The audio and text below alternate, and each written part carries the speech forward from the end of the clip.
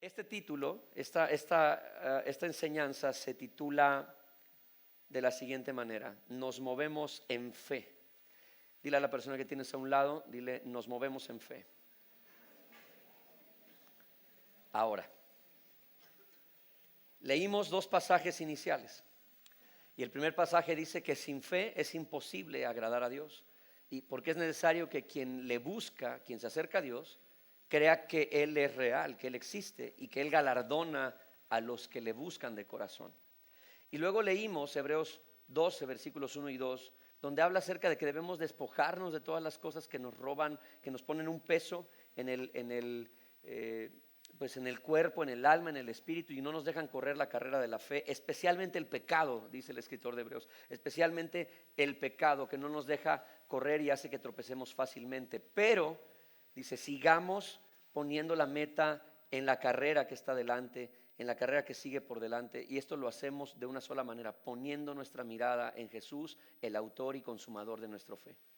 En otras palabras, Jesús es el origen de nuestra fe y es la consumación de nuestra fe.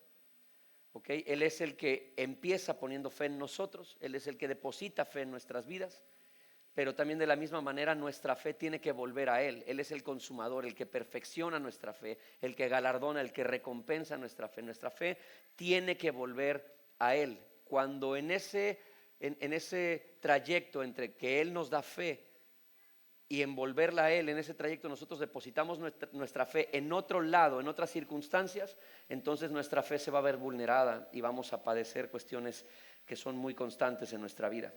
Pero quiero empezar diciéndote lo siguiente: ¿cómo es que funciona este círculo, no este ciclo acerca de la fe? ¿Cómo funciona tu fe dentro de tu corazón? Bueno, Jesús, como te decía, es el que deposita nuestra fe. Él es el que puso fe dentro de ti. La fe no es algo natural, la fe no es algo que se adquiere, no es que yo adquiero fe, todos nacemos con fe. Él ya puso una medida de fe en cada uno de nosotros y nos corresponde a nosotros de alguna manera, al acercarnos a Él, ir incrementando el tamaño de esa fe. Pero la fe no es algo natural, eso es algo que siempre te voy a decir. La fe no pertenece a la tierra, es algo que viene del cielo, es un regalo que Él puso sobre ti cuando te diseñó. Cuando cada niño nace con la semilla de la fe que viene del cielo. Y la fe, como tiene una naturaleza totalmente distinta.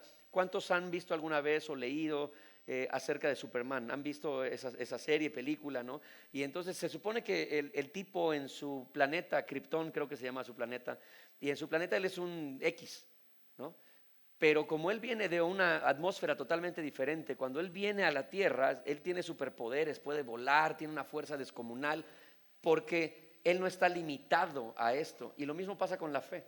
La fe es ese tipo de fuerza, ese tipo de confianza y certeza que no nace de cuestiones humanas, sino que viene del cielo. Y al venir del cielo tiene características que son más elevadas y tiene la capacidad de lograr cosas más altas que el esfuerzo humano. ¿Tiene sentido lo que digo?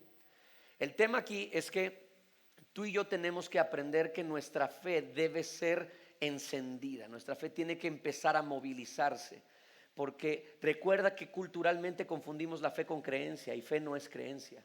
Creencia es creencia y se acabó. Fe es otra cosa. Fe es certeza, es convicción, es confianza, es fidelidad. Fe es fuerza, es algo que te lleva a las cosas que te enseña que puedes ver cosas fuera del ambiente natural, puedes alcanzar cosas fuera del ambiente natural y te acerca más a lo imposible. La fe tiene esa capacidad porque es sobrenatural.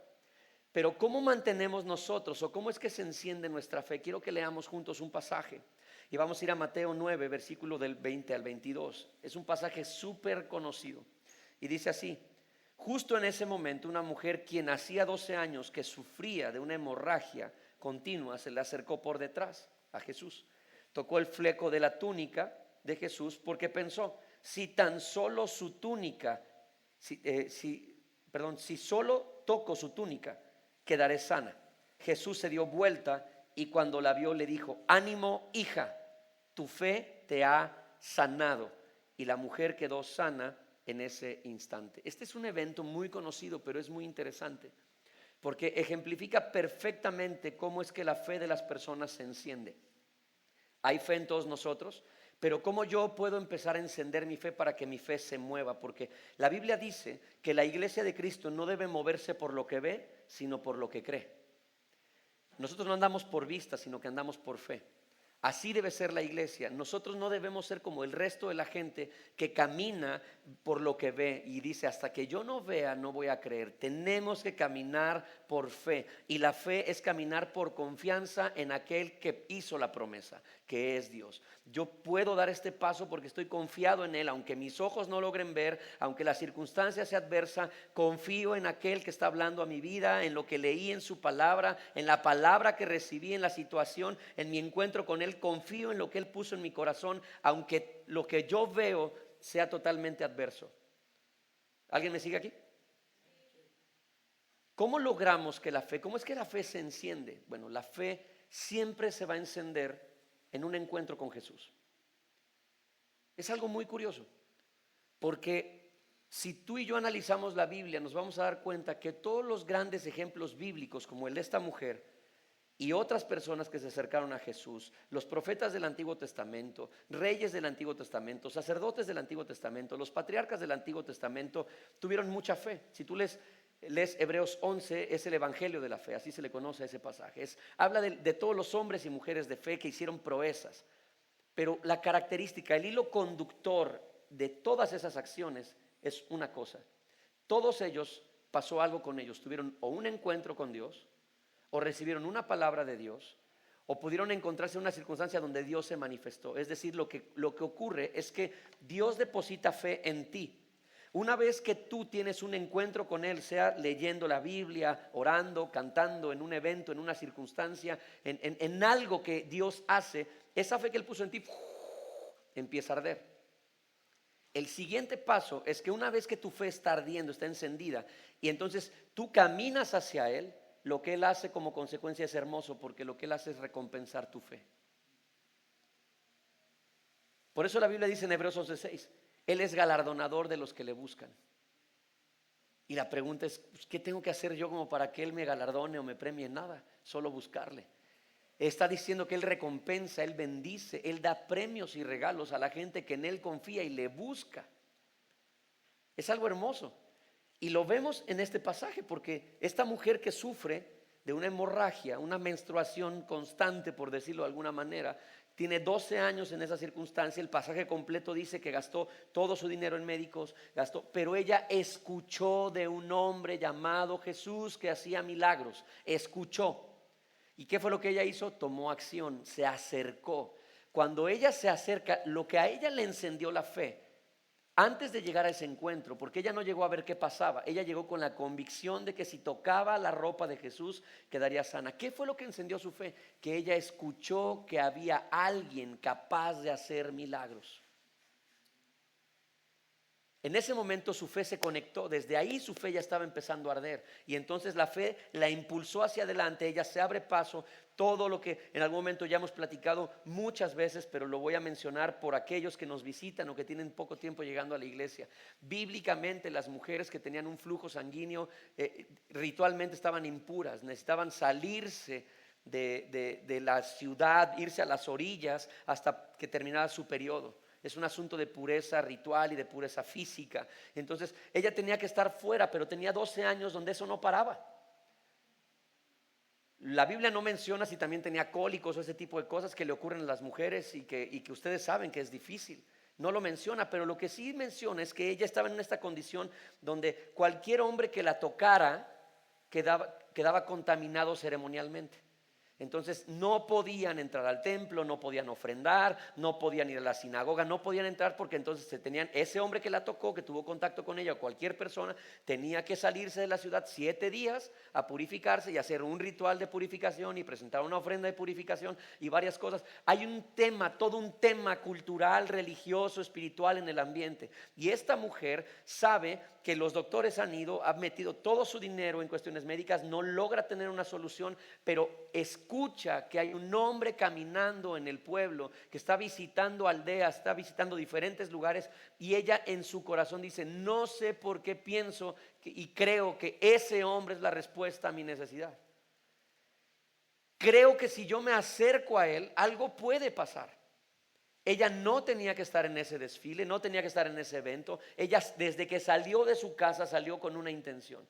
Ella no tenía que estar allí. Estoy seguro que estaba cubierta, que de alguna forma estaba cubierta para tratar de cubrir su identidad, porque si ella era descubierta, ella podía ser castigada.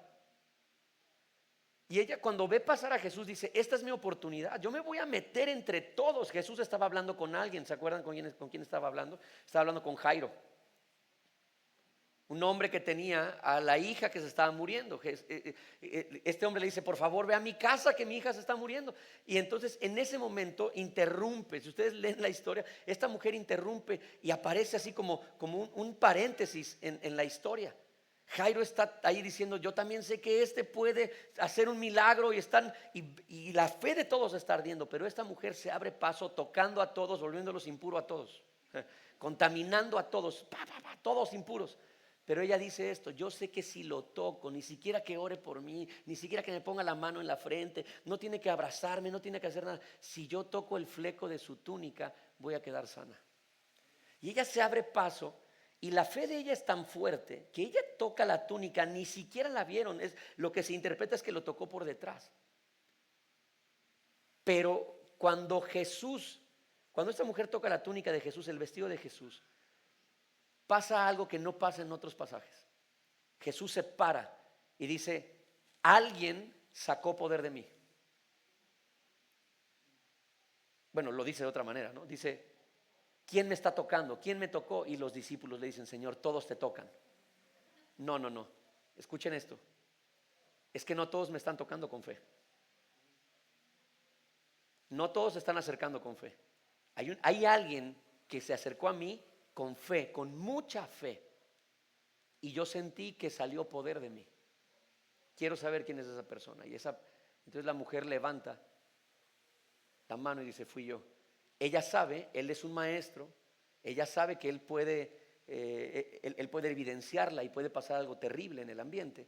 Pero ella levanta la mano y dice: he sido yo. Y Jesús lo que hace es galardonar su fe.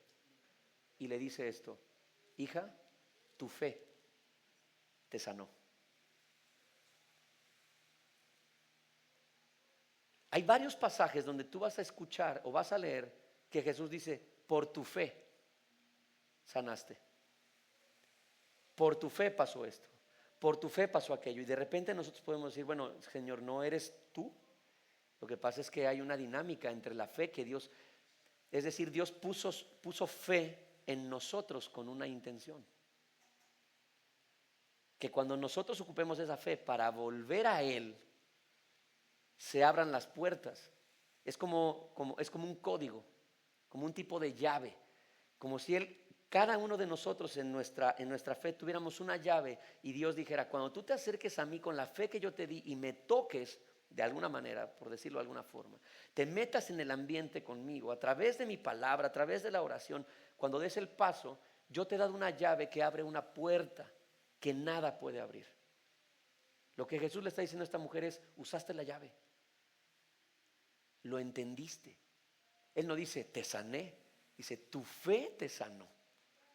Tu fe en mí es la que acciona los milagros. Tu fe en mí es la que abre las puertas. Tu fe en mí es la que libera las cosas. Y ese es el tema. Por eso la Biblia dice en Hebreos 12, dice lo siguiente: que Él es el autor y consumador de nuestra fe. Nuestra fe solo tiene efecto y solamente funciona cuando nosotros metemos la llave, cuando nosotros la usamos para tocar a Cristo, cuando nosotros nos acercamos con fe a Él. Pasan entonces las cosas que Él prometió que pasarían. Y entonces de repente le decimos: Señor, gracias porque estás respondiendo mis oraciones, estás respondiendo esto, estás cambiando mi vida. Y el Señor voltea amorosamente y dice: no, Miguel, tu fe, estás usando tu fe en mí, y eso es lo que está haciendo que las cosas pasen. No es en nuestras fuerzas, es en la fe. ¿Tiene sentido lo que digo? Cuando digo este tipo de cosas, sé que varios así de repente como que se les cruza el cable porque piensan que, o sea, siempre como que le dejamos todo el trabajo a Jesús todo el tiempo. Pero Jesús dice: es que ya, solo ven y mete la tarjeta, ya te la di, ahí está, usa tu fe. ¿Cuál es el problema? Que nuestra fe está depositada en otro lado. La tenemos en otro lado completamente. Quiero preguntarte esto: si Jesús es quien enciende la fe, quien galardona la fe, ¿No deberíamos exponernos cada vez más a su presencia? Si Jesús es quien enciende tu fe, quien potencia tu fe, quien galardona tu fe, ¿no deberías exponerte más a Él? ¿Por qué a veces los creyentes estamos tan desnutridos en la fe? Porque exponemos nuestra fe a ambientes donde no crece, donde no es encendida. Conversaciones donde Jesús no es glorificado. Pasamos mucho tiempo dándole de comer a la carne, entreteniendo nuestros ojos. Pasamos mucho tiempo en las redes sociales, en la televisión, viendo series. Podemos pasar horas viendo deportes. A mí me encantan los deportes. Yo podría pasar todo el día viendo deportes sin ningún problema. Y aquí hay varios que seguramente también lo harían. Pero eso no va a hacer que mi fe se encienda. Eso no va a hacer que mi fe sea galardonada. Mi fe no va a ser recompensada por pasar medio día de mi día activo perdiendo el tiempo. No va a pasar. Ahora, hay cosas, yo quiero decirte esto, o sea, ir a trabajar es algo bueno, ¿no? Pero si vas a trabajar sin estar conectado con Dios, tu fe tampoco va a ser galardonada en tu trabajo. Si Jesús es quien enciende y galardona la fe, ¿no deberías pasar más tiempo con Él? ¿No deberíamos tú y yo exponernos cada vez más a Él? ¿Y cómo nos exponemos? A través de reuniones como estas. Cuando tú vas a tu grupo, estás exponiendo tu fe a Cristo. Escuchas los comentarios, escuchas la palabra. Miren, volvamos a las raíces de las cosas. La Biblia es tan poderosa que Jesús dijo esto: una palabra, una palabra. Este hombre se acerca, un centurión se acerca con Jesús, le dice: una palabra que tú digas, Señor, una palabra que digas, Jesús, será suficiente. Con una palabra tuya es suficiente para sanar, para cambiar las cosas. Una orden tuya va a hacer que todo cambie. A veces lo único que necesito es un versículo al día. Voy a mi reunión de grupo en casa, escucho, y el texto que mencionan era lo que yo estaba buscando desde la mañana, y ¡puf!, atraviesa mi cabeza y mi corazón, y entonces tengo la porción para que mi fe se encienda nuevamente. Venir y cantar, estar juntos compartiendo la fe, orar en privado, orar colectivamente, leer la Biblia, todas esas cosas nos exponen a aquel que hace arder nuestra fe. ¿Por qué estamos débiles en la fe entonces? ¿Por qué hay personas que oran mucho y logran poco y avanzan poco? ¿Por qué? ¿Por qué viven en una desconfianza constante? ¿Por qué razón? Porque su fe está debilitada. Porque no están nutriendo su fe. ¿Cómo está tu vida de fe? ¿Cómo está tu vida con la Biblia? ¿Cómo está tu vida de oración? ¿Cómo está tu vida de cantarle a Dios en lo privado, de disfrutar su presencia? ¿Cómo está tu vida? Vemos esto, queridos, no nos engañemos, nos hemos vuelto gente religiosa. Los fariseos no podían curar ni una gripa, ni una gripa. No tenían el poder ni para quitar el dolor de cabeza. Y quien no se expone a la fe de Cristo, pero dice tener fe en Él, se convierte en un fariseo. La diferencia es la relación. Lo que hace la diferencia es la relación. Esa es la diferencia entre Jesús caminando y todo el séquito de fariseos que iban en contra de Él. Se juntaban todos y entre todos, 50, 100, no podían hacer una sola cosa de lo que Jesús hacía. ¿Cuál era la diferencia? La relación. Jesús estaba conectado con el Padre todo el tiempo. Oraba en la mañana, oraba en la noche, oraba para comer, siempre estaba recitando su palabra, siempre estaba hablando. Jesús conocía la palabra, la enseñaba, la transmitía, la meditaba, la oraba. Jesús hacía esto, se exponía constantemente a la presencia del Padre, estaba lleno.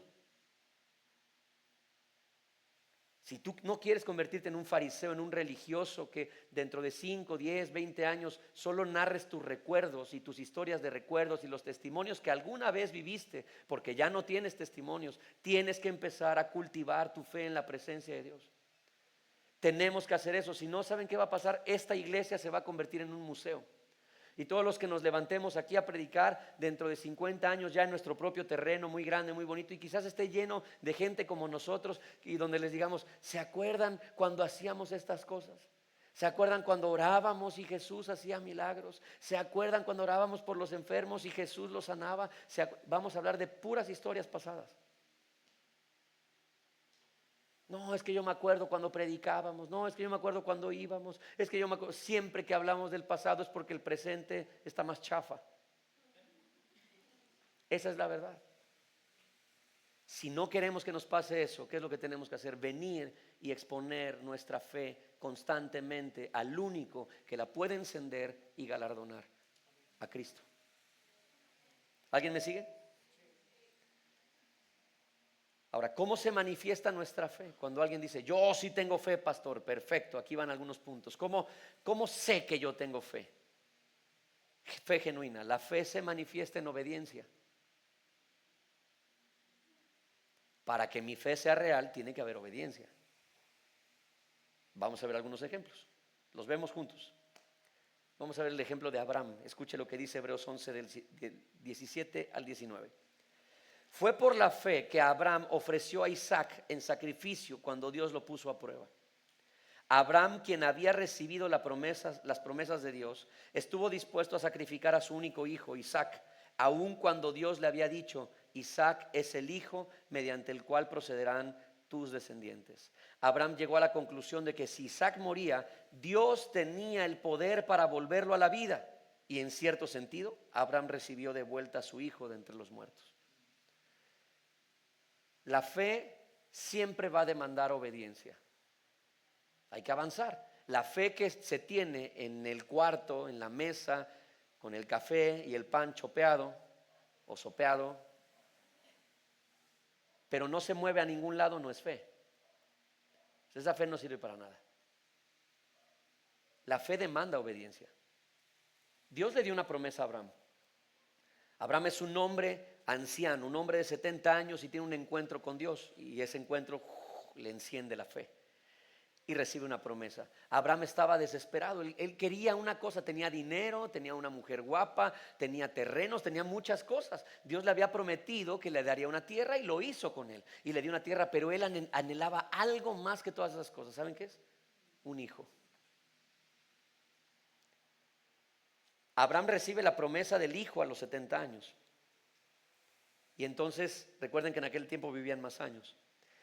Y recibe la promesa del hijo, y Dios le dice, Abraham está ya arreglando como el testamento y está diciendo, todos mis bienes se le van a quedar a mi siervo, a mi brazo derecho. Y Dios se mete en el camino y le dice, no, yo te voy a dar un hijo, Abraham. Señor, pero si yo soy un hombre viejo, o sea, ¿cómo voy a tener un hijo a mi edad? Y mi esposa, 10 años más joven que él. La Biblia dice que Sara, su esposa, era estéril, pero lo que dice la tradición judía es que no era estéril solo porque no pudiera tener hijos, sino porque no tenía matriz. No sabemos el problema, un problema ahí que tuvo. Ella no tenía matriz, o no se había desarrollado su matriz de forma correcta. Y entonces ellos intentaron tener hijos y nunca pudieron. Y Abraham quiere sobre todo un hijo, quiere un hijo. No sé qué es lo que más quieras tú en la vida. Quiero que pienses en eso. ¿Qué es lo que más deseas en la vida? Abraham sobre todas las cosas dice, yo quiero un hijo. Y Dios le dice, yo te voy a dar un hijo. Se lo dice a los 70 años. Pasaron 30 años. 30 años de esperar la promesa. A veces tú y yo no aguantamos ni 2 semanas. Señor, he estado orando. ¿No es verdad? Bueno, me fui muy lejos. A veces ni siquiera, a veces 3 días. Señor, llevo 3 días orando y no veo la respuesta, y no veo que tú hagas, y no veo que se abran las puertas, y lo que dijeron, y me dijeron que sí tenía fe, y llevo aquí hoy y mañana y no sé qué. 30 años. Y llega el hijo. Yo creo que el día que vio a Abraham a su hijo, o sea, Dios hizo un milagro creativo en la matriz de Sara. Apareció la matriz, la hizo crecer, se desarrolló sanamente, se embaraza de un niño llamado Isaac. Cuando ven al niño, yo no sé los que son papás aquí, pero cuando ves a tus hijos, es una cosa impresionante. Te oprimen un botón desconocido. No sabías que estaba ese botón ahí. No sabías que podías sentir tanto amor por alguien que no ha hecho nada por ti. Para las mamás, de hecho, solamente les generó náuseas y muchas cosas. Pero lo ves y dices, ¿cómo puedo sentir esto? Desde ese momento se activa en nosotros el instinto paternal y maternal, y estamos dispuestos a despojarnos de todo y a matar por esa criatura. Si yo me tengo que cortar un brazo para que esa criatura esté bien, lo voy a hacer. No me importa. Si tengo que vender la casa, empeñar el carro, no me importa, será por él. Se despierta un amor nunca antes experimentado. Ves la vulnerabilidad del bebé, lo ves pequeñito, lo ves del tamaño. Algunos de nosotros tuvimos experiencia de haber perdido un bebé antes de ser papás, ¿no? Pero mi esposa y yo perdimos un bebé, nuestro primer bebé, pero yo sé que él fue nuestra primicia. Se lo entregamos al Señor, fue nuestra primicia para Él, y estoy seguro que cuando lleguemos al reino lo voy a ver. Y aunque en el reino de los cielos no nos vamos a reconocer, pero no vamos a tener parentesco, yo voy a poder decir, ese es José Matías, porque así se llama. Y digo se llama porque Dios es Dios de vivos, no de muertos. Y Él está ahí, entonces yo sé que lo voy a ver y voy a decir, ese es José Matías. Luego llegó Samuel. Cuando tienes hijos después de una pérdida les llaman niños arcoíris, ¿no? Porque te llenan la vida de colores. Y Dios es bueno y Él viene y recompensa. Mi esposa oraba con fe y decía, quiero un hijo, Señor, dame un hijo. Y Dios le recompensó la fe. Y entonces cuando ves a ese niño vulnerable, en necesidad, dices, puedo hacer lo que sea, voy a hacer lo que sea. Abraham lo vio. Y un día Dios le pide su posesión más preciada, su hijo. Le dice, Abraham, quiero que sacrifiques a tu hijo en un altar como ofrenda para mí. Para los detractores de Jesús y de Dios podrán agarrarse de ahí y decir qué Dios tan tirano y perverso, ¿no? Pero a veces ignoran el resto de la historia. El tema es que Abraham hace un viaje de 3 días, todo es simbólico, está pintando una historia, es un símbolo todo. Abraham toma a su hijo y le dice a su hijo que para ese entonces ya no era un niño, su hijo era un joven de aproximadamente entre 14 y 16 años, y lo lleva y le dice, hijo, acompáñame, vamos a ir al monte a ofrecer sacrificios a Dios. Y entonces él estaba acostumbrado a acompañar a su papá, y a Isaac se le hace raro que hay un elemento que no está, la ofrenda. ¿Dónde está el animal que vamos a sacrificar? Y entonces Abraham dice, Dios proveerá. Ahí apareció esa frase de Jehová Jireh, Él proveerá. Él se va a proveer a sí mismo, ¿no? Y entonces cuando dice Isaac, ok, está bien, y va siguiendo a su papá 3 días. Y C.S. Lewis, en uno de los libros que él escribe, que se llama El problema del dolor, C.S. Lewis dice esto, imagínense como padres ir subiendo la montaña, sabiendo, caminando con tu hijo, quien se va riendo contigo, va platicando contigo, van conversando, y tú sabiendo que lo vas a sacrificar, pero él no sabe nada. Imagínate la lucha que Abraham tuvo adentro, el dolor que él tuvo por dentro. Cuando llegan al lugar después de 3 días, esto me parece una escena increíble.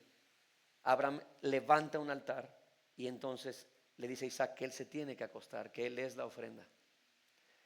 Yo creo por alguna razón que Abraham estaba como esperando, o sea, diciendo, ok, lo voy a hacer, pero en algún momento Dios va a aparecer. Algo va a pasar, en algún momento. Esas veces que dicen, ¿ya vienes, Dios? Ya algo va a pasar. Y me sorprende mucho la obediencia de su hijo. Porque la Biblia no narra que hayan forcejeado o que él haya querido defenderse de su padre, sino que el hijo dice, si esto es lo que Dios quiere, eso será. Y eso habla acerca de un hombre que se le conoce como el padre de la fe, que es Abraham, y teniendo un hijo que es el hijo del padre de la fe, que seguramente durante esos 16 años su padre le había estado contando historias de cómo es Dios de fiel, al grado de que Isaac llega y dice, ok, si yo soy el sacrificio, está bien. Se sube al altar, la Biblia narra que Abraham saca una daga, saca un cuchillo para matarlo, y justo cuando lo va a matar, aparece un ángel y le dice, no lo hagas. Dios ha visto tu corazón. Todo ese escenario apunta a un evento, a Dios sacrificando a su hijo. Por eso la Biblia dice que Abraham vio su día. Jesús dijo, Abraham vio mi día y se alegró. Los fariseos dijeron, ¿cómo dices eso si Abraham no te conoció? Porque en el monte él tuvo la revelación de lo que Dios iba a hacer. Dios sí puso a su hijo, lo puso en el altar y fue sacrificado para salvar a otros. Cuando Abraham llega a ese momento, el ángel le estorba, le da un carnero, y entonces ahora contamos la historia, y dice la Biblia que entonces Abraham fue recompensado. La fe siempre va a demandar obediencia, y a veces el nivel de obediencia que la fe demanda va a ser muy elevado y muy ilógico. Pero ¿es eso o nada? Yo estoy seguro que si Abraham hubiera dicho, Señor, te doy todo, mis terrenos, mi ganado, y perdón por la expresión, inclusive diciendo mi esposa, ¿no? Pero a mi hijo no, a lo mejor el Señor le habría dicho, ¿sabes qué? Ok, ¿quieres quedarte con tu hijo? Quédate con él, pero me pierdes a mí. Abraham entendió que había algo más valioso que su hijo, era Dios. quien le dio el Hijo. ¿Cuál es nuestro problema, queridos? Que nos enamoramos más de las bendiciones que de Dios. Oramos tanto por algo que cuando Dios nos lo concede, atesoramos y volvemos ese algo un ídolo. Y luego ya no queremos que nadie lo toque. ¿Me siguen? Si tú realmente tienes fe, tienes que dar pasos de obediencia. Y la pregunta que yo te haría es, ¿qué te ha pedido Dios? ¿Qué ha estado demandando Dios de ti? Y tú te has estado resistiendo porque tienes a tu Isaac que no quieres que lo toquen. Quizás tu Isaac es tu trabajo soñado. Quizás tu Isaac es esa relación de noviazgo con tu crush. No lo sé. Quizás es el negocio que acabas de cerrar. Ese es tu Isaac. Y Dios dice, la fe verdadera siempre lleva implícita una obediencia extrema. Y así es como tú y yo podemos saber si realmente nuestra fe es real. ¿Alguien me está siguiendo aquí? Un hombre llamado George Mueller, un hombre que vivió hace varios siglos en Inglaterra. Este hombre en algún momento decidió cambiar su estilo de vida, abandonó su estilo de vida. Él tenía un estilo de vida bueno, pero lo abandonó para convertirse en alguien, se le conoce históricamente como el pastor de los huérfanos. Antes que la madre de Teresa de Calcuta, él lo hizo. Él abrió un orfanato, empezó a atender a huérfanos, pero la característica increíble de su vida es que él ni una sola vez pidió ayuda al hombre para que proveyeran su orfanato. La historia enseña que él lo que hacía era orar todos los días, lo que el Padre Nuestro dice, provéenos el pan de cada día. Y si ustedes buscan la historia de George Mueller, se van a encontrar con un sinfín de testimonios donde él está orando y de repente alguien llegaba y tocaba la puerta. No tenía comida para los huérfanos, pero alguien llegaba y tocaba la puerta y de repente eran personas con un montón de comida para los huérfanos. Pero él dijo, hay algo que yo voy a hacer. Yo nunca pediré al hombre que él me provea. Mi proveedor es Dios. Y oraba todos los días y Dios nunca le falló. Siempre proveyó de una o de otra manera, pero el alimento nunca faltó. ¿Por qué? Porque Dios estaba detrás de ese sueño. ¿Sabes cuáles son los sueños que Dios patrocina? Los que vienen de Él. Hay sueños probablemente y deseos en ti y en mí que Él está poniendo y sabes que Él los va a patrocinar.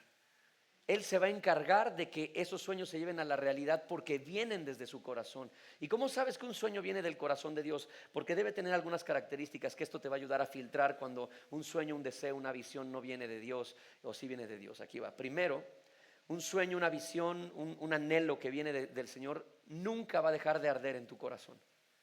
Van a pasar los años, van a pasar las circunstancias y eso siempre va a estar ahí. Es que sé que yo debo hacer esto, es que sé que debo hacer esto, es que sé que yo como que tengo esto, me mueve esto, si yo tuviera dinero haría esto. Es algo que nunca se va, siempre está ahí.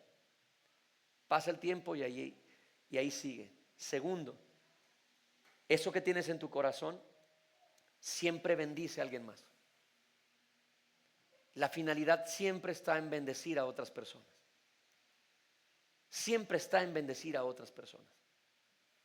No lo estás pensando para ti, lo estás pensando para otros, lo estás pensando para cambiar la atmósfera, para cambiar el ambiente, para mejorar las cosas. Estás pensando en otros y Dios lo puso en tu corazón.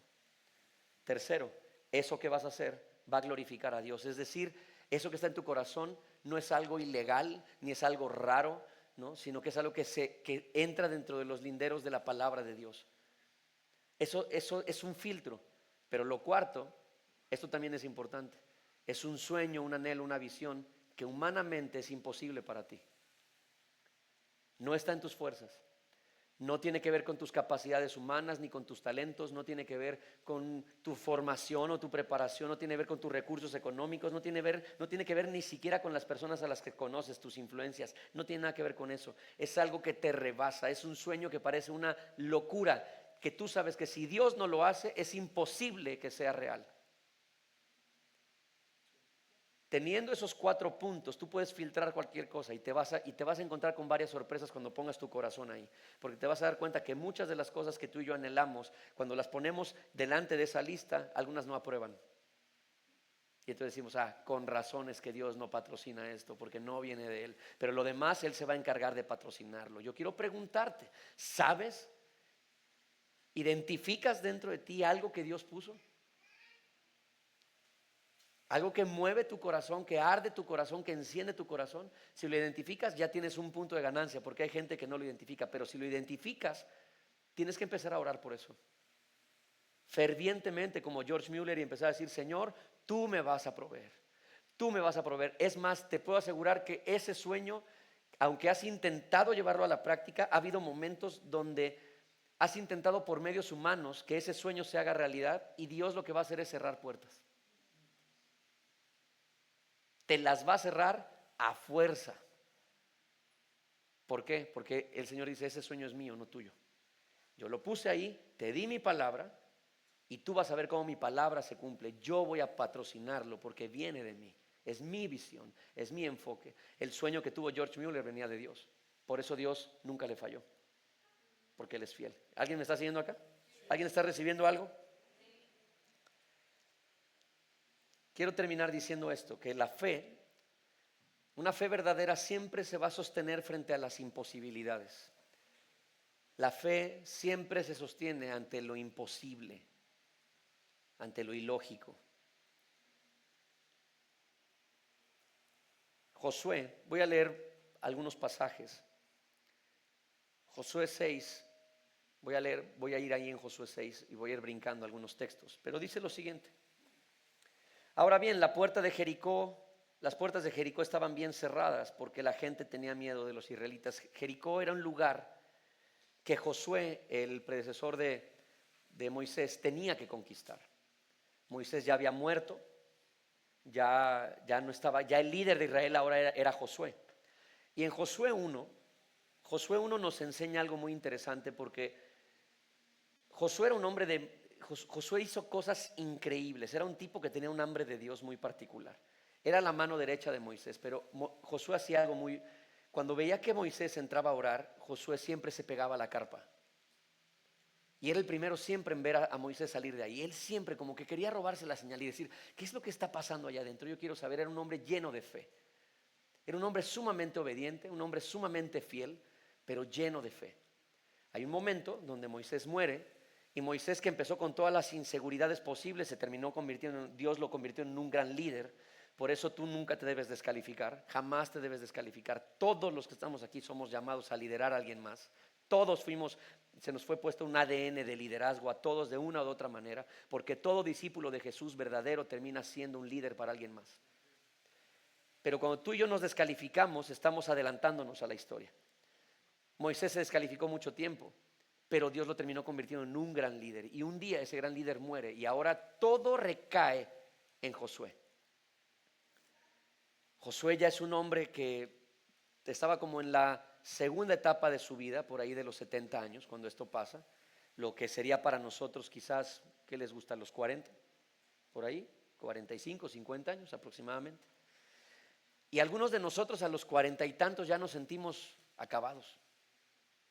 No hice nada con mi vida, no logré nada con mi vida, ya se me pasó el tiempo, no hice esto, no hice aquello. Yo te digo que no te adelantes a la historia todavía no termina. Muchas de las personas que han logrado así éxitos mayúsculos lo hicieron después de los 40 años. Así que ten ánimo. Josué ya está a los 70, 80 años.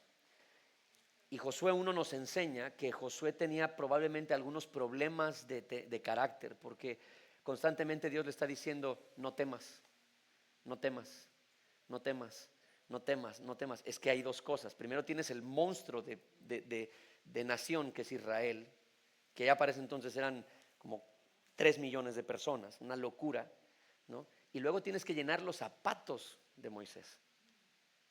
O sea, el que dice, eso a mí no me genera nada, no sabe lo que está diciendo. Pero Dios todo el tiempo le está diciendo, no temas. Bueno, ahora le toca a Josué ir a conquistar un lugar llamado Jericó.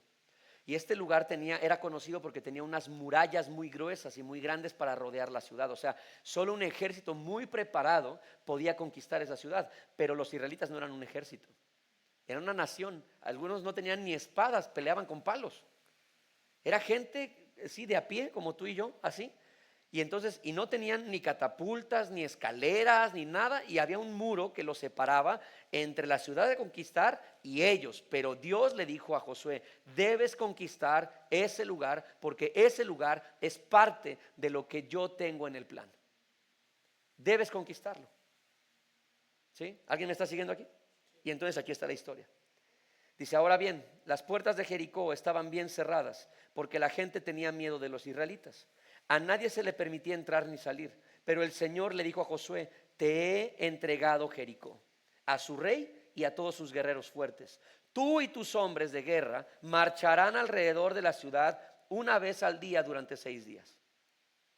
7 sacerdotes caminarán delante del arca. Cada uno llevará un cuerno de carnero. El séptimo día marcharán alrededor de la ciudad 7 veces mientras los sacerdotes tocan los cuernos. Cuando oigas a los sacerdotes dar un toque prolongado con los cuernos de carnero, haz que todo el pueblo grite lo más fuerte que pueda.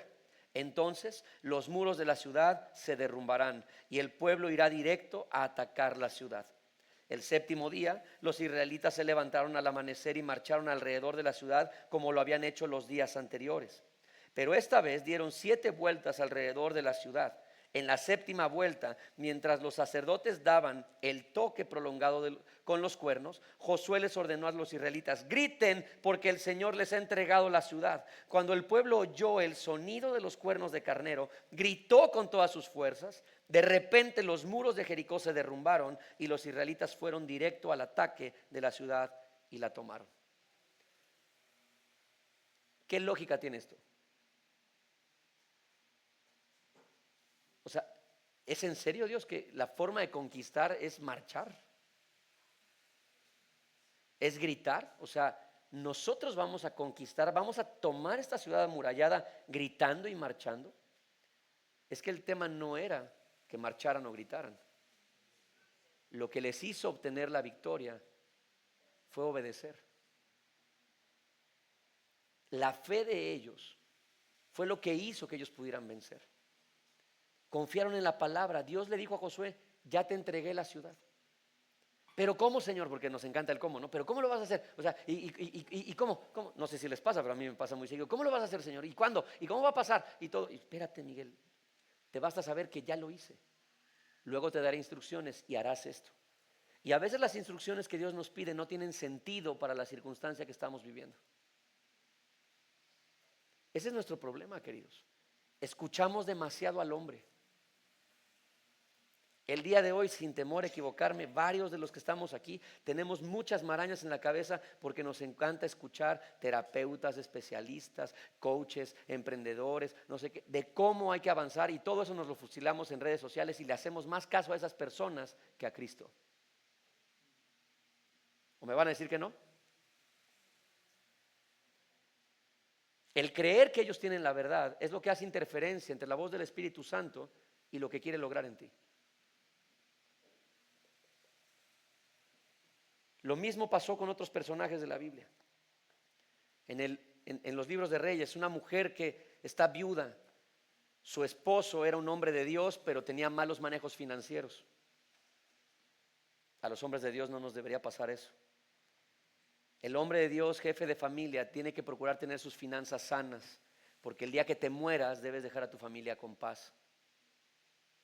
Si no les das, no les quitas. No los dejes endeudados. Esta mujer se quedó endeudada y se encuentra a uno de los profetas y le dice: tú sabes que mi esposo fue un siervo, pero hoy no tenemos nada y mi hijo y yo nos vamos a morir. Y entonces este hombre de Dios le dice: mira, ve y busca vasijas. ¿Qué es lo que tienes? Un poco de harina y un poco de aceite. Perfecto. Ve por las vasijas. Manda a tu hijo que vaya por todas las vasijas que pueda con los vecinos. Trajeron las vasijas y el profeta empezó a vaciar así la jarra del aceite y llenó una vasija, llenó la otra vasija, llenó la otra vasija y la jarra no se vaciaba. Y la otra vasija. Y dice que llenaron del mejor aceite un montón de vasijas, y justamente cuando se llenó la última vasija, el aceite cesó. Si ese chiquillo hubiera ido 3 cuadras más abajo, por más vasijas, el aceite habría llenado el resto de las vasijas. ¿Para esto alcanza tu fe? Perfecto. Esto es lo que te doy. Así. De todas maneras, la mujer se llevó una gran porción porque tenía el mejor aceite de oliva que había en la comunidad. Y entonces el hombre de Dios le dijo: mujer, ahora vende el aceite y paga tus deudas. Y tú y tu hijo no van a volver. O sea, de una crisis financiera Dios les puso un negocio. Porque ahora la mujer se dedicaba a vender aceite. Y su vida cambió en un instante. Fue un milagro financiero. ¿Pero por qué? Porque ella pactó. Vino y dijo: voy a poner 500 para ver si Dios me da 1000. No, sino porque tuvo fe. Obedeció en medio de eso. David. Cuando David empezó estas historias maravillosas de su vida, David tenía 16 años. Aquí hay varios chavos de esa edad, ¿no? Varios jóvenes entre 16 y 22 años, que de repente dicen: ese asunto de la fe no es para mí, eso es como para ya cuando estás grande, ¿no? Mi mamá me lleva a la iglesia, pero yo no, la fe es ya para los ruquitos. Es porque no conocen las historias. David tenía 16 años. Era pastor de ovejas. El más chico de todos los hermanos, pero no solo era el más chico de todos los hermanos, sino que era el hermano bastardo, el no reconocido.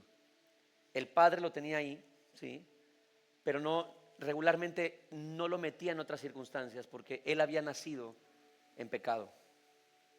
Fue hijo de fornicación. Y un día su padre, hay una guerra con un gigante muy conocido, Goliat, que era enorme el tipo. Así como en los tiempos antiguos la gente vivía mucho, también podían tener tallas muy grandes en cierto tipo de razas.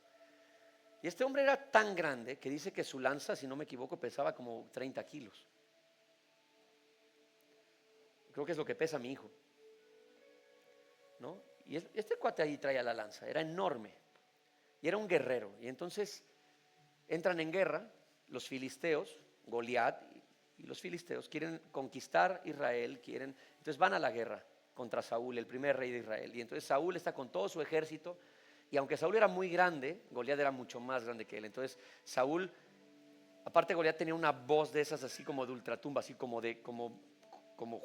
no sé cómo explicarlo, pero un vozarrón. Y gritaba, y dice la Biblia que salía 3 veces al día. Salía 3 veces al día a gritar: yo soy un hombre de guerra. ¿Quién de ustedes se va a atrever a desafiarme? Si me vence, nosotros les serviremos, pero si no, ustedes nos servirán y los haremos nuestros esclavos. Y estuvo grite y grite durante varios días y maldecía a Dios y ustedes, Israel y su Dios que no sirve para nada, y maldecía. Y un día David va porque su papá lo envía. Su papá lo manda, lo lleva, literalmente les llevó el lunch, porque eso es lo que pasó, les llevó el lunch a los hermanos, ¿no? Va a ver a los hermanos, ahí el papá les mandó comida y todo, y se da cuenta que todos están agazapados, o sea, porque el papá le dice: ve al frente de batalla que hacen tus hermanos, y él llega y dice: ¿cuál batalla? Todos están escondidos atrás de las piedras, ¿no? Todos están escondidos, y entonces ve a los hermanos y les entrega el pan y el queso y todo lo que el papá les mandó, y en eso escucha que Goliat sale y empieza a ofender a Dios y al pueblo, y a David porque si algo tenía este cuate, este chavito, es que amaba a Dios por encima de todo. Entonces como que David se voltea y dice: ¿y este quién es? ¿Quién se cree para desafiar a Dios de esa manera? El rey Saúl hace una promesa y dice: ahí lo ideal es que Saúl saliera, pero Saúl dice: mejor yo no salgo. Le prometo a quien salga y venza que nunca pagará impuestos, le daré dinero, pero aparte le voy a dar a mi hija en matrimonio. Y entonces David dice: ¿qué fue lo que el rey dijo? Y entonces alguien le dice: sí, lo que escuchaste, David, él prometió estas cosas. Dice: yo voy. Porque aunque él tenía una estampa enfrente que era de un tipo enorme con una voz terrible, lo que dirigió la fe de David fue lo que él escuchó acerca de una promesa. Y él se fincó en la promesa y en resguardar el honor de Dios. Entonces lo que hace David es decir, yo voy. Ustedes conocen la historia. Saúl le quiere poner su armadura. Saúl le sacaba como 40 centímetros de estatura a David. No le quedaba. O sea, todo le quedaba larguísimo. David dice, es que yo cuido ovejas y la forma en la que yo he peleado con osos y leones ha sido con la mano y con palos y con piedras. Yo no sé agarrar una espada, no tengo adiestramiento militar, no lo tengo. Y esta me queda grande. No puedes pelear tus batallas con la fe de alguien más, no puedes. Ni con las armas que Dios le ha provisto a otras personas. Es tu fe, son tus armas. Y entonces David se quita toda la armadura, toma 5 piedras planas, las mete en su saco pastoril, dice la Biblia, en su bolsa pastoril, trae su onda. Y entonces sale Goliat a gritar, sale David flaquito, menudito, me lo imagino así como Jorgito, ¿sí? Así delgadito, como Nico, así, delgaditos, así, pero corrioso, pura fibra. Y sale David y lo ve. Y este tipo lo empieza a humillar y le dice, ¿soy yo acaso un perro para que me manden a este chamaco? Pónganme a alguien de verdad. O sea, ¿soy un perro para que ustedes con piedras y palos me quieran matar? Ahora te voy a matar, le dice Goliat a David. Y David le hace una declaración de las más brutales de la Biblia. ¿Alguien se acuerda? Él dice, tú vienes contra mí con espada, lanza y jabalina, pero yo voy contra ti en el nombre de Jehová de los ejércitos. David agarra su onda, su piedra y empieza a correr y lanza la piedra ¡pah! En la frente. Dice la Biblia que se le incrusta en la frente, justo en la ranura del casco, y el tipo cae noqueado, porque el tipo no murió de la pedrada, lo noqueó, lo durmió. Dicho esto, antes de esto David le había dicho a Goliat, le dijo, tú vienes a amenazarme así, pero yo te prometo una cosa, Goliat, te voy a matar y te voy a cortar la cabeza con tu propia espada. Profetizó, lo tira al piso, sale corriendo hacia él y mientras está noqueado le quita la espada y con su propia espada le corta la cabeza. Tenía 16 años la criatura, pero tenía el corazón lleno de fe. La fe no tiene edad. Lo único que Dios dice es, quiero que deposites tu fe en mí, solo en mí. Tu fe no va a estar mejor en otro lugar que en mis manos. Te di la fe para una razón. Y hay cosas en tu vida que no han ocurrido como yo quiero que pasen, o tú has ido postergando porque tu fe la estás colocando en otros lugares, menos donde la tienes que poner, que es en mis manos. Has confiado demasiado en la gente, has confiado demasiado en el hombre, has escuchado demasiado. Hay 3 voces que puedes escuchar antes de la de Dios: la voz del diablo, la voz de las personas y tu propia voz.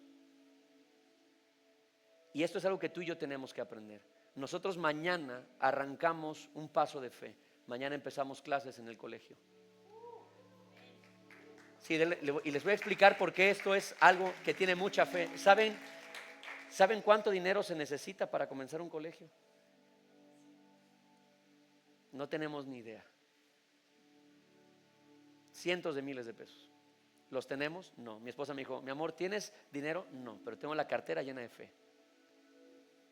Hubo personas que me dijeron, pastor, a ver si vemos, yo cuenta conmigo, yo creo que, y por eso les digo esto, durante mucho tiempo, yo sé que ese sueño vino de Dios, 15 años lo estuvo cocinando, es el momento adecuado, no se podría lanzar este colegio antes porque tenemos las personas idóneas para hacerlo, llegaron justo a tiempo, es Dios se provee a sí mismo. Yo ya estaba haciendo cuentas, dije, si yo hablo con fulano y con mengano y le digo y que hagan y que metan aquí, y entonces Dios fue tirando todos mis planes así como fichas de dominó, y yo ya estaba por llegar y algo se caía y se cerraban las puertas. Entonces me di cuenta de algo, que había estado escuchando demasiado a los hombres. El hombre siempre te va a decir, si vas a empezar algo debes tener algo con que arrancar. ¿Sabes qué es esa base? Tu fe.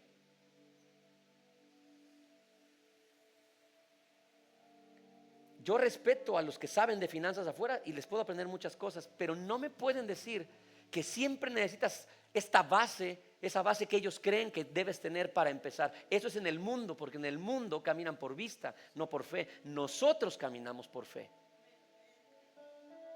No empezamos con una base. Nuestro fundamento es Cristo. Y si esto viene de Dios, Él va a abrir las puertas. Tú estás delante de situaciones, de decisiones que tienes que tomar y dices, ¿y cómo le voy a hacer, Señor? Me estás llamando a servirte, mi corazón no deja de arder por servirte, pero ¿qué hago con mi trabajo? Si Dios te está llamando, confía en Él. Y me voy a atrever a decirte algo que muchos van a calificar de irresponsable, pero no me importa. Renuncia si Dios te está llamando. Dios se va a encargar de proveer a tu vida y tu casa. Si Él te llama, Él te va a proveer. Siempre es así. Siempre. Yo escuché demasiado a las personas. Estaba escuchando demasiado a la gente. Hay que tener esto, hay que tener esto, hay que tener esto, hay que tener esto. Hasta que llegó un momento en que yo estaba en una encrucijada donde dije, se estaba llegando el tiempo y mi esposa me dijo, hay que inscribir a los niños en el colegio, en la otra escuela. Y yo ahí en mi tiempo de oración recuerdo que el Espíritu Santo me habló y me dijo, tú dijiste que tus hijos nunca iban a ser enseñados por el mundo. Y recuerdo en esa breve oración que le dije, Señor, pero es que no tengo el recurso ahorita para hacer algo. Si quieres que yo empiece algo, esta fue mi oración ingenua. Y quizás te puedas sentir identificado, pero yo le dije, Señor, si quieres que empiece algo, dámelo. Dame el recurso para empezar. Y su respuesta fue, ¿cuándo yo he hecho eso contigo? ¿Cuándo te he dado algo para que empieces? ¿Cuándo te he dado primero algo? ¿No siempre ha sido al revés? ¿Que has obedecido por fe y luego te he dado como galardón de tu fe?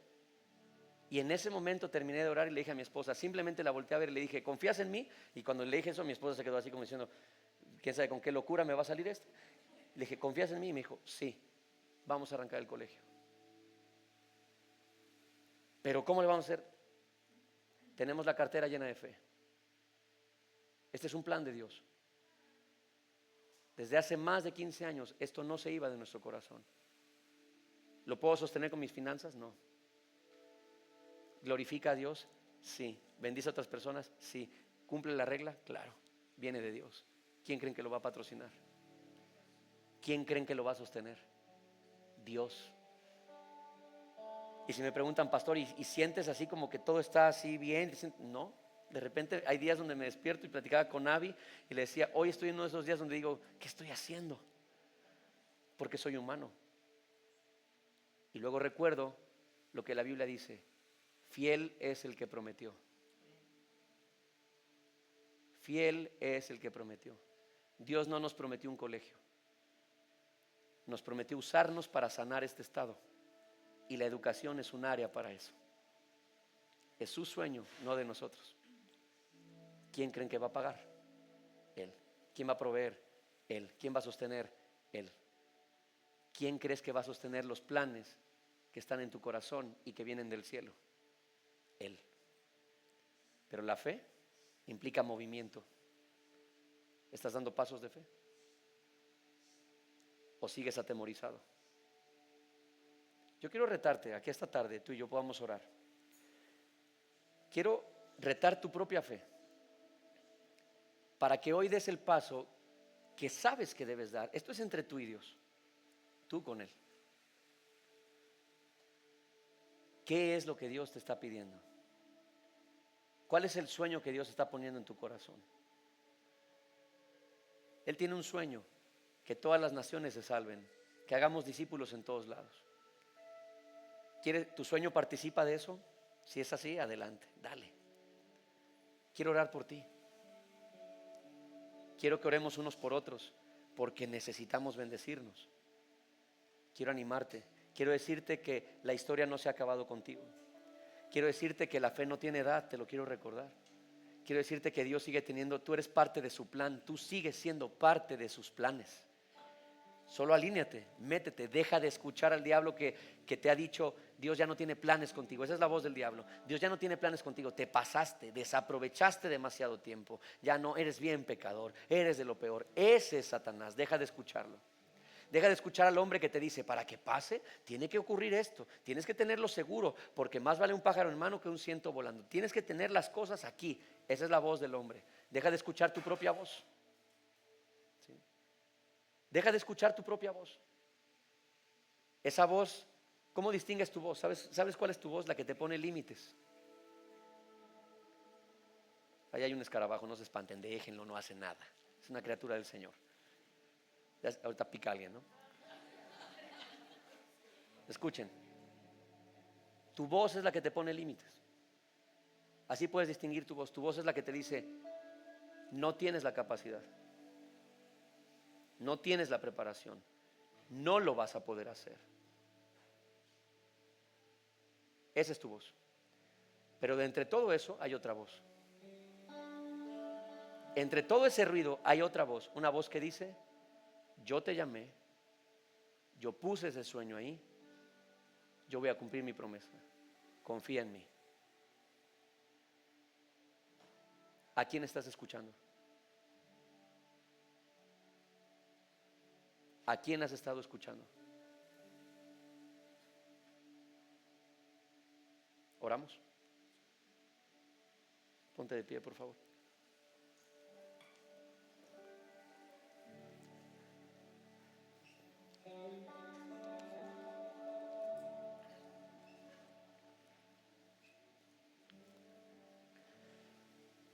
Señor, quiero iniciar esta oración dándote gracias porque tú eres quien ha depositado fe en nosotros.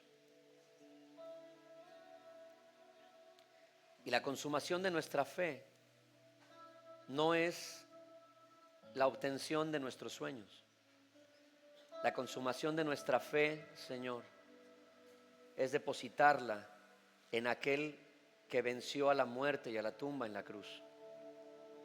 Tú eres el que consuma nuestra fe. La consumación de nuestra fe la veremos, Señor, hacerse realidad cuando resucitemos, cuando pasemos una eternidad a tu lado.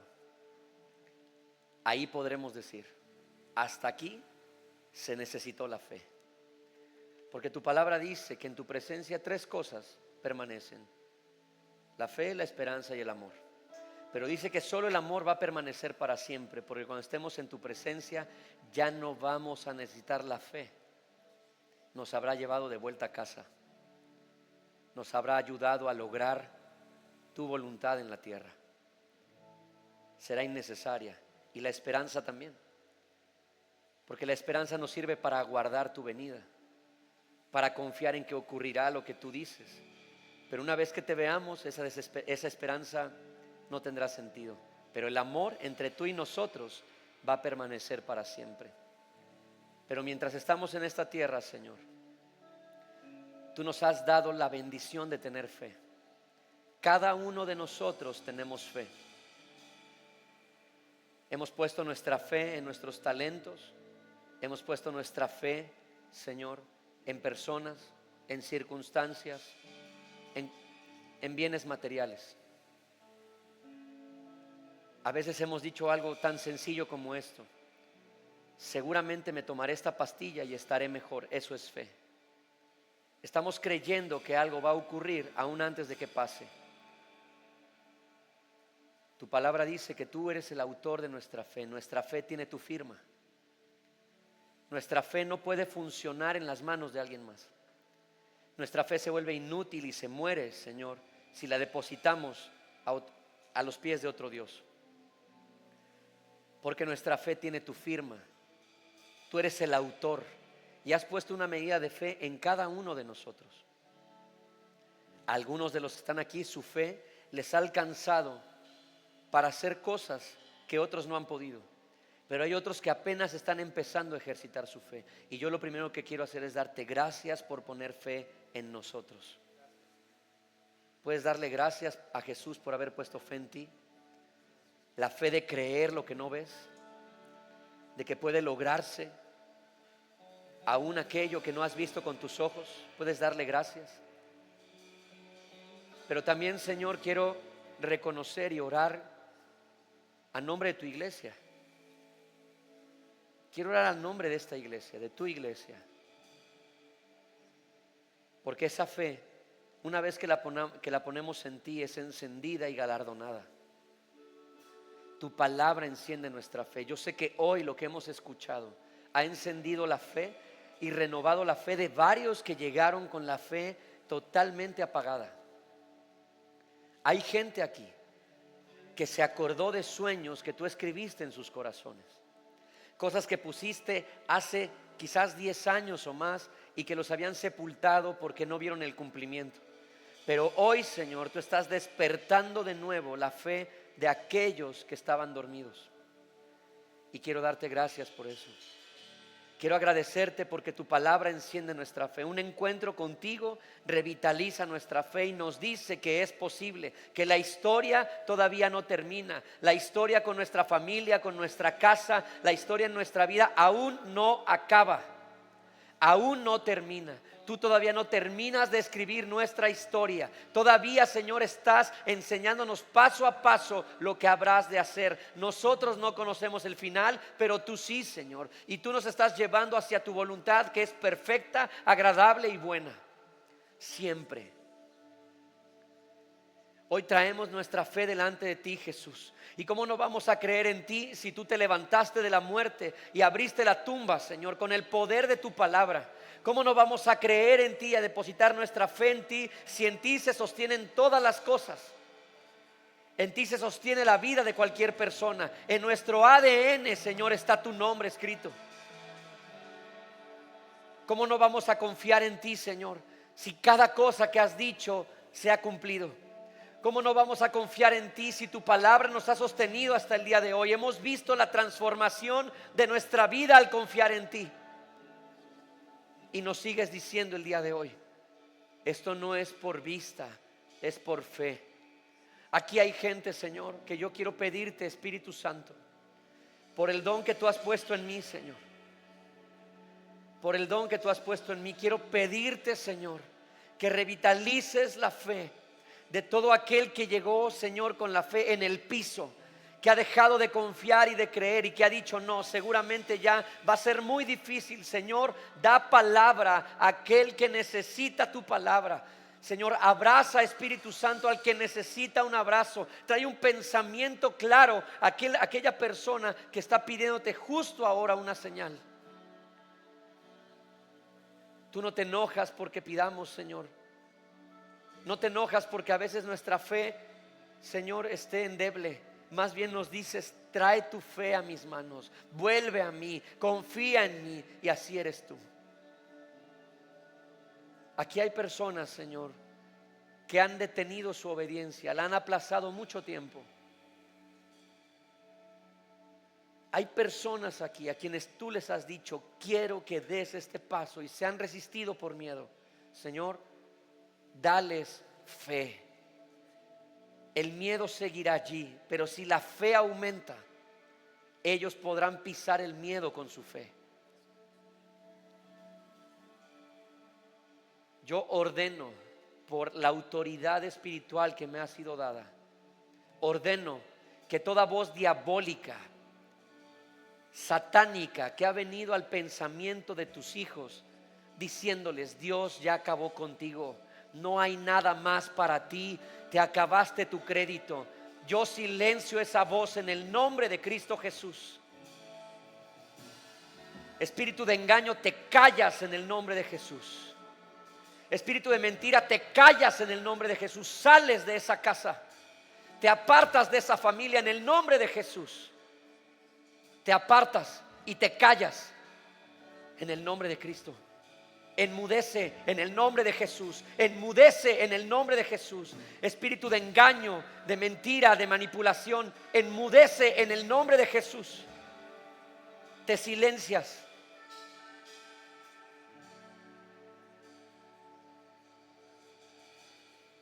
Señor, oro para que mis hermanos tengan el discernimiento y puedan distinguir entre la voz de los hombres, su propia voz y tu voz.